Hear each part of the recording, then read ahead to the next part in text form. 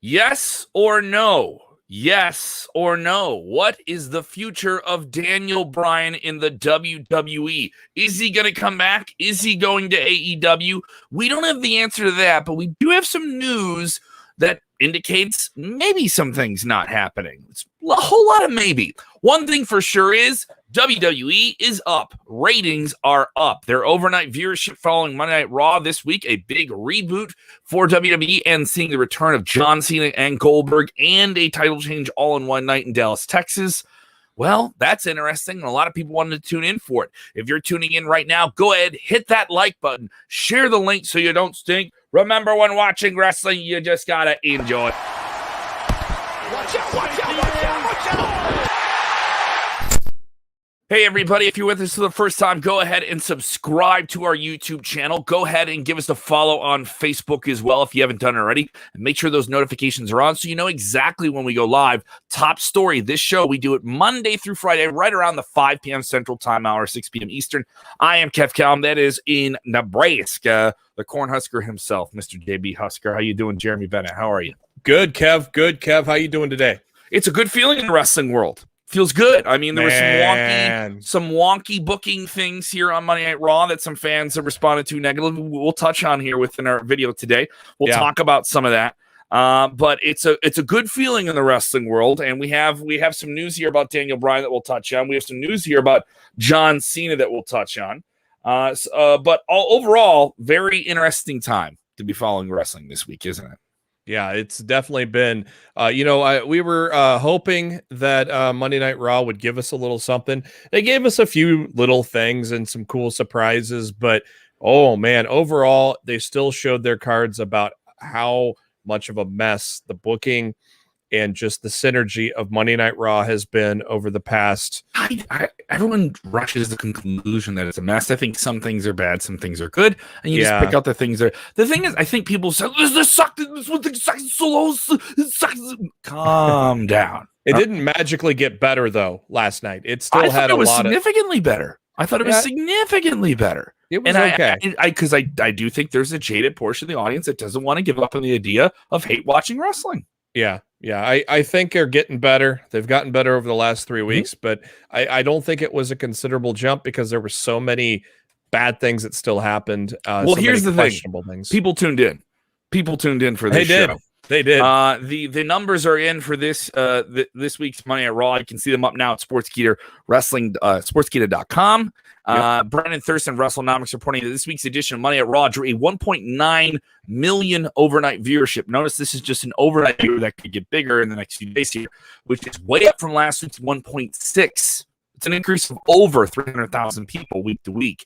This is all the fallout of Money in the Bank, which trended on Twitter for over 12 hours at one point. This is a great number for WWE Raw as they begin the road to SummerSlam. This is also a remarked increase in the core demographics that they fight for, 18 to 49. And John Pollock over north of the border in Canada noted that this week's show had a huge increase there as well. A very, very big increase north of the border. This number is just 1.9. It's just in the United States, by the way. So we don't even have those international numbers. Big things here for WWE. The return of Goldberg last night was a noteworthy. They ended the show with a feel-good Money in the Bank cash-in by Nikki Ash. A lot of big things on the show. Sound off. Let us know what you thought of Monday at Raw if you haven't checked it out yet. Vince Russo, he roasted it. He was not a fan of the different things they did. He thinks the feeling will be a short-lived one for WWE. You can check out that full review. It is up in audio and podcast form. You can get our podcast as well. So what's your take on this week's Monday Night Raw? I thought it was a pretty solid show. Some shocking things in it, some surprising things in it. Definitely a shakeup for WWE in terms of reinvigorating guys like Jeff Hardy, surprising, shocking things like Karrion Kross being pinned in 2 minutes after not being defeated in a year and a half. I didn't get that at all. No. I didn't get him not having an introduction. Terrible. The crowd really loved Jeff Hardy being back and popped really big for him. Yeah, we got the No More Words entrance theme back, the old Jeff Hardy entrance theme, but that was absolutely the low light of the night. Yeah, sure. It's cool to see Jeff Hardy get a win, but he has been terribly booked over the past year. He has barely done anything, barely won. He's just been used as a jobber, basically, like a highly paid jobber over the past year. And for him to defeat Karrion Kross in 3 minutes, though he did it by cheating, on top of not giving Kross Scarlet, on top of not giving Kross what made him great with that entrance. That was like one of the best entrances in pro wrestling. What does it do for NXT? What does it do for the NXT brand? And on top of that, there's some, I've seen some articles, I think on Fightful, there is internal anger, literally anger. Think all the guys that got whooped by this guy to build him up as a monster, and you pin him in 2 minutes. The NXT after TakeOver, they put it very well, and I don't know if it was Johnny Gargano or Joe or Regal. Somebody said a telling quote of what exactly happened at that TakeOver. Karrion Kross basically beat the Mount Rushmore of NXT male superstars in that 5-way match. And he's been built as this monster. I think right now what they did on last night, that really kind of kills any momentum with this feud with Samoa Joe on NXT as well. I mean, I don't know. I think they're going to treat it like a separate thing. I think they're just going to treat it like a separate thing. The follow-up is going to be very key. If he just becomes an unstoppable machine, destroying Hardy and destroying everybody going forward. Also, like, he got pinned. It was a flash pin. It wasn't like, I wouldn't say he got jobbed out. Everyone thinks he got jobbed out. No, he just got pinned. It was just, it was the overall picture. I agree. But if the overall picture comes from this is that he destroys Jeff Hardy, but he just goes out of his way to like make this guy pay for pinning him, then in the long run, it works. I think it was the overall picture of how they portrayed Kross, though, last night. They didn't give him Scarlet. They didn't give him his entrance. He just looked, there was no... He got the last word. It wasn't a big deal. But he got the last word. Yeah, I don't think they made you know what else he gets? A story. I don't think they made him into a bit. I think it just killed everything he's built, and it killed. I think it dulled the edge of him. I think they can get him back. Everyone who I think this is an overreaction by people. I don't think it's an overreaction because it's a gigantic. It's a gigantic slap in the face. I got cold pizza for you in my fridge. You want to heat it up in the microwave? I got some too. You want it? I know. But here's the thing. A very eventful Monday Night Raw, though. John Cena opens the show. It looks like we're getting John Cena and Roman Reigns for sure at SummerSlam. Yeah. Hot promo. Love this promo. Salacious promo by him. Highlight of the show for me. Him saying that using the old Walter Payton line, if you're great, they let you know. So he did that, and he called him an a-hole. I love great response to him. Feel good ending, I think, with Nikki Ash winning. And Nikki is not there yet, but maybe the title will make her, and her cashing in on Charlotte was very, very fun and exciting. Charlotte. Little bit too many rematches. I think they should have done some fresh matches for the crowd. That was part of the downfall of Raw last night, was way too many rematches. And poor Charlotte, first time, 3-time loser to Money in the Bank cash-ins. She's Teflon, dude. She's fine. Yeah. Oh yeah. I know. I'm just kayfabing it right there. That poor Charlotte. Oh yeah. Also, we saw the return of Keith Lee last night on Monday Night Raw. That was Keith good. Lee accepted the open challenge of Bobby Lashley. A lot of people assumed that was where Goldberg would come in. Keith Lee had a competitive match, but lost to Bobby Lashley in his big return. That was a good swerve. That was a good swerve that it was Keith Lee and then later brought out. And then Goldberg came out. We knew we were getting Goldberg, and Goldberg came out and said he's next for Bobby Lashley, and got a big reaction. He got a very, very big reaction. And already there were people rushing to say, "Oh, they dubbed it in, and they dubbed in the Goldberg chants." No, he got a big reaction. It's Goldberg. Okay, you don't have to like it to know that he's over. This is like being mad about a movie being the #1 movie in the world, and I don't like superhero movies, so I don't want it to be a popular thing. Guys, it's not for us. It's not for hardcore fans. It's for lapsed fans who are coming back in for it. That's why Goldberg's there. He's for casual fans. We have some people excited about it. I'll break down that fourth wall, though. There was some dubbing. There was some dubbing for Jackson Riker because they're trying very hard to make him a babyface, which is going to fly over like a fart in church. But everybody online noticed it. They're like, yeah, this is fake crowd noise, because when he came out, it was crickets. So they did use some fake crowd noise. He had a wild match, though. That's Symphony of Destruction match. That was a lot of fun. And, and I'm glad they gave Elias his guitar back, because they basically, just like Karrion Kross last night, they stripped away almost everything away from Elias recently. We hadn't seen him with a guitar in forever. He lost his music. He doesn't have his own theme anymore that he had. So it made you wonder what they were going to do with him. But yeah, it was an entertaining match. And I think Elias is always brought it in those Symphony of Destruction matches. Well, it was a very eventful episode for Money at Raw and a very successful one for them. Nearly 2 million viewers. Their third most watched show since WrestleMania. Yeah. So very, very successful show for them. Nice demo jump on there for them, too. Absolutely. And we'll see what happens to SmackDown this week. John Cena will be on SmackDown.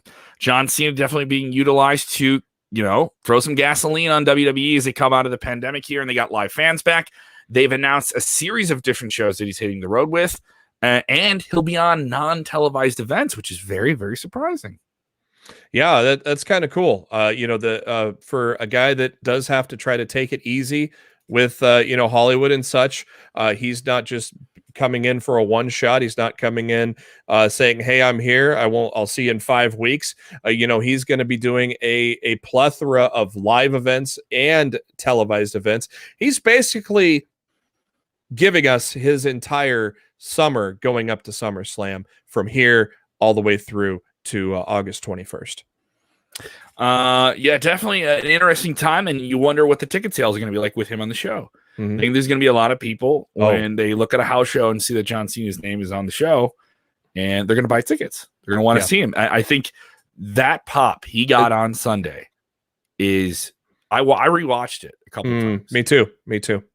It was so big. Yeah. It was so big and so sustained. Because with Peacock screwing up on that, I went back and rewatched all the male entrances because we missed that. I wanted to hear all the pops of all 8 men. So then after I got through that, then I fast forwarded to watch the pop for Cena again, and it got reciprocated again last night. It was a huge pop for him in Dallas last night as well.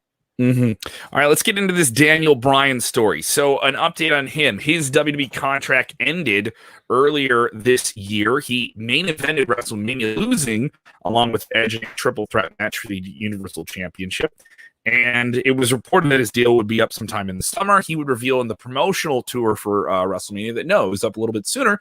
And a few weeks later, he was done with WWE and had a tremendous send-off, losing to Roman Reigns on television, kind of like a loser leaves SmackDown match. They emphasize SmackDown. They didn't say loser leaves WWE. So his contract is up. He is a free agent. And it's been said, he said, I want to have matches with different people. I want to do some things. Then some dots kind of fell with New Japan. New Japan Pro Wrestling, the biggest non-United States wrestling promotion in the world, was reportedly being in some type of talk with WWE, despite all of their stuff with AEW and other promotions, to do something with WWE. And a lot of that talk reportedly predicated on letting Daniel Bryan have some type of match. There's been no development there. And then we've learned news this week from several different sources that are related to the licensing world, where WWE puts out merchandise, different toy lines, different things they do with third-party people to develop merchandise and different products. And then, all right, what superstars are going to be featured in those products and different things like that. Daniel Bryan, not on that list of superstars for 21-22. I think some people are taking this as, oh, he's done. He's not coming back to WWE. Or here's the thing. I don't know if he's coming back to any wrestling right now. I know people see that as a tremendous indicator that maybe he will go to AEW. There's been some people within WWE that have said that. I think it's very, very possible that he could go to All Elite Wrestling. I think it's very, very possible he could go back to WWE if he really wants to. Yeah. And get the part-time schedule that he was talking about doing. He doesn't want to be a full-time wrestler anymore. I honestly think if there's two, it's wide open. It's wide open. I think there's honestly it is wide open. I think there are 4 options on the table for Daniel Bryan. If it's WWE, I honestly think he's going to go to NXT. He's reportedly has said that he would love to go to NXT to work his style of, and Triple H and Shawn Michaels would allow him to work his style in NXT. So if he goes back to the WWE, it is going to be at NXT. AEW is on the table as well. That's going to be a given just because of the relationship he has with a lot of the guys. They would bend over backwards to get him. My God, if I hear the final countdown at All Out, I am going to lose my mind. And of course, not only myself, the internet will explode if the final countdown hits at All Out, because that means Daniel Bryan has returned to his roots as Bryan Danielson. Ring of Honor, don't cut them short. Ring of Honor is started to pick up some steam now that they've got. Do they have the coin though? This isn't just any guy. Yeah. This is a top level guy. Yeah, that's the thing. And New Japan is also on the table. Yeah, I also could just see him doing whatever he wants to do. Maybe that's where AEW fits well. He can do New Japan with AEW. That's a clear given road for many guys like John Moxley, Kenny Omega, even Chris Jericho. They've been able to do. They have a great working relationship. Tony Khan and New Japan does. So AEW fits that mold to allow Daniel Bryan to work. Man, could you imagine Daniel Bryan on a Wrestle Kingdom? No, yeah, our very own Mr. James Espanto Fernando Taguay says he wants to see Bryan versus Okada, Bryan versus Ibushi, of course, the two stallions of New Japan Pro Wrestling. Like I didn't even see that comment. That was perfect timing. You said it at the right time. Right time. Yeah. So I mean, he's been vocal about that. He said he wants a match with Kenny Omega and different stuff like that. It's all up in the air. Here's the thing. I think Daniel Bryan's just a great wrestler. He's the Bret Hart, I think, of this generation, where he's just a great wrestler, and his character is genuinely, I'm a great wrestler. A lot of people could have that character. There's a lot of people who could just say, I'm a great wrestler, and that's my character. His character is, I truly love what I do, and I'm passionate about it, and I am what I am. And then he just turns that volume all the way up, and that passion exudes in what he does, and he can do it very, very well as a heel. And also, if he doesn't wrestle in WWE again, he's had a great run there. You know what I mean? He had a fantastic run. I honestly believe there's no leader in the clubhouse at this point. I think it's all. I think NXT, AEW, and New Japan are those three at least are neck and neck of where he could go if he does return to pro wrestling. Yeah, the interesting thing is if he stays with WWE, he's going to want to do something he hasn't done before, and I think that would be NXT. And I think it would be an interesting brand. It's one place. It's less touring. It looks like we don't hear any words about NXT touring at the moment. That could obviously change. Yeah. And there's a whole plethora of new people he could work with that he hasn't worked with there. Obviously, I think a lot of AEW loyalists would just love it because they like the idea of taking something from WWE. And here's this pure wrestling guy in the quote unquote pure wrestling brand, right? And NBC Universal would love it because that would instantly give NXT a boost in the Tuesday night ratings where they've been kind of stagnant lately. And All Elite Wrestling is not going to say no to having a star, know? But they're starting to have an issue with, they have a lot of big name guys. The thing is, though, with Daniel Bryan, they don't necessarily need him to be there as a full-time guy. And he's already got experience with backstage work. He's been doing behind the scenes work as an agent and whatnot when he was on SmackDown. So when they bring Daniel Bryan in, or Bryan Danielson at that point, it's not going to be a 52 weeks out of the year wrestling gig. He's going to probably wrestle 5 to 8 matches a year, maybe more, who knows, but he'll also be doing a lot of behind the scenes work, probably working real close there. Working real close with Christopher Daniels, probably. Anthony Bruno is with us all the time. Thank you so much, Anthony. I see you watching all the time. You guys, I think this week's Raw was good. I think Daniel Bryan goes back to NXT to wrestle. I think this would help USA's ratings and NXT viewership. Absolutely. I agree with that completely. Look at this one. Look at this one. Which one we got here? Stephen Hall says, "Is Jose salty about losing the Money in the Bank quiz?" Well, why did you spoil it, Stephen? Go check it out. We did a Money in the Bank trivia quiz. We had a lot of fun with it. Oh yeah, on Sunday. That was really, really fun. Jeremy, you hosted. Yep. And it looks like we're already inching closer to doing something like that for SummerSlam. So, it was neck and neck down to the final round, but then Kev put the hammer down and closed it out. But we did 5 rounds of trivia, and it took to the 5th round before Kev could lock it up, though. So it was a tight one. Time for a rumor killer. Jeff Samuel texting in saying, Kev, what about Braun Strowman?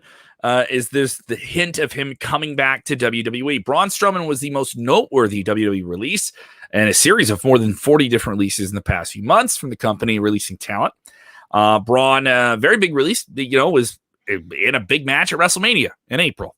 And against Shane McMahon in a cage match. And it was the champion of SmackDown, the most watched show just this past summer. And here he is, out of the picture, released.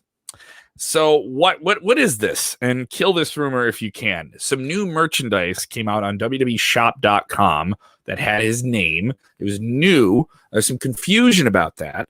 PWI Insider reported that it was new merchandise.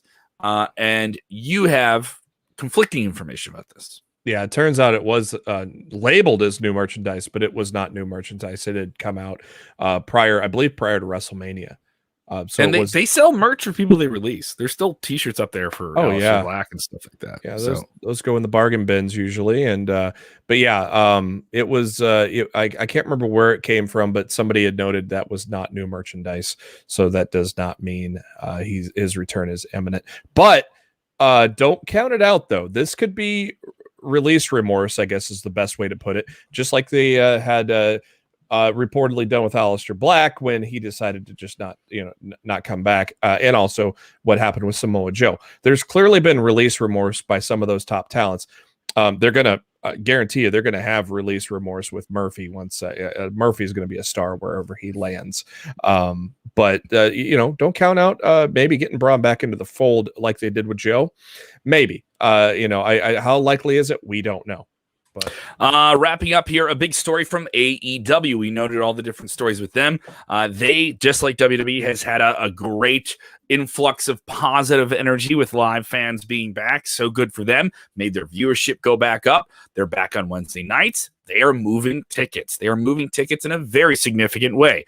Coming up in September, they will be in New York City for the first time, the largest media market in North America. In the shadow of New York City, they will play at Arthur Ashe Tennis Stadium, which you can see the skyline from there.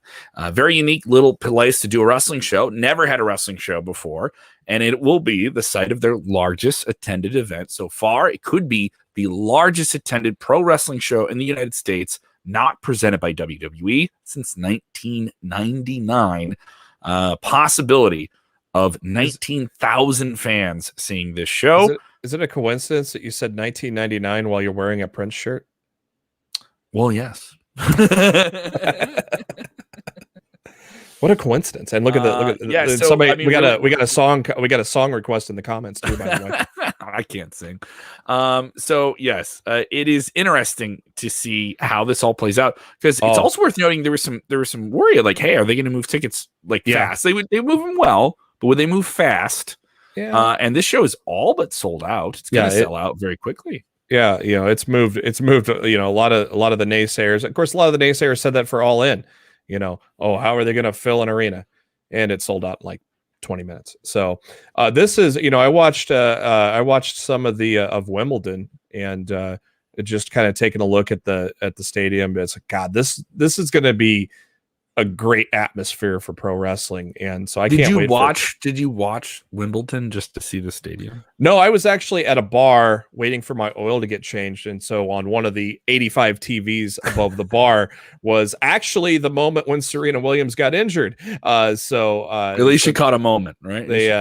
So they had that on and showed around the stadium. And I think it's going to be a sweet looking venue, man. I'm excited for that show for sure. I feel like we're going to get a title change there. Not the world title, but I got a hint that maybe the tag titles might land in the hands of somebody from New York on that evening by the a long overdue title run for Santana and Ortiz, in my opinion. That'd be a place to do it. Yeah. At this show. I have a feeling that should happen, in my opinion. If I was booking it, I would completely book that right now. Yeah, I mean, it's a great time to be a wrestling fan, man. It really, really is. It's a great time to be a fan. If you watched all of this video and you haven't done it already, I can see how many of you are with us live. Go ahead and hit the like button. It's really, really simple. I know it seems annoying.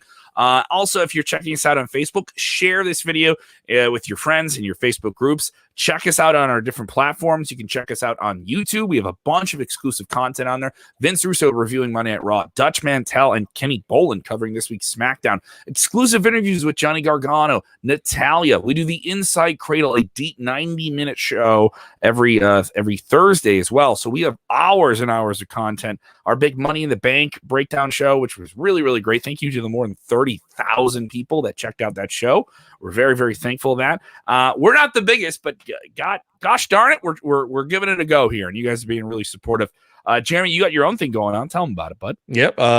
Coming up on episode 300 of Lost in the Mid Card, my podcast that drops typically every Thursday. We've been taking a break for a couple of reasons, but I think we will be back in the fold this Thursday.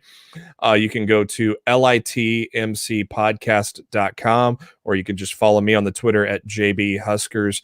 We go live typically every Thursday. We record after Dynamite on Wednesdays. So myself and fellow Sportskeeda writer Matt Black on there. We've been doing it for about 6.5 years and loving it every minute, and it's getting good now. Absolutely. I'm going to be busy on the road. Live comedy is back. I will be doing 3 big shows this week. Thursday, you can catch me at Shuba's, a venue that Dave Matthews Band and Elvis Costello played. I get to tell jokes in it this Thursday. Shuba's. Nice. That's I like sweet. that name. I like that name. Yeah, it's a wonderful venue in Chicago. I'll be playing there. Friday night, you can check me out in Humble Park. I'll be in the park in Chicago doing open air comedy, which will be pretty cool. And then on Saturday night, I'll be headlining Detour Brewing Company in Rockford, Illinois. Check me out on the radio on the X in Rockford, 104.9 the X, and in Springfield, Illinois on QLZ, 97.7 QLZ. You can stream all these around the world. I know you're international audience, so you guys can get all the links. It's up on my Twitter at Kev Kellum. All right, let's get out of here. Remember, wrestling, it's fun. Calm down, everybody. They didn't do my exact booking. They're burying this person, and how come every week I don't get to see the culmination of a 6-month build? Because there wasn't a 6-month build. You can't have a 6-month build every 6 weeks. Not everyone got buried, okay? You don't get buried. You know, oh, man. See, I'm already mad at people. I'm already mad, Jeremy. I'm already mad. But still, you know what I have to do and they have to do? Mm-hmm. What is it, buddy? It is enjoy wrestling. Yeah. Yeah. Yeah. Yeah. Yeah. Yeah. Yeah.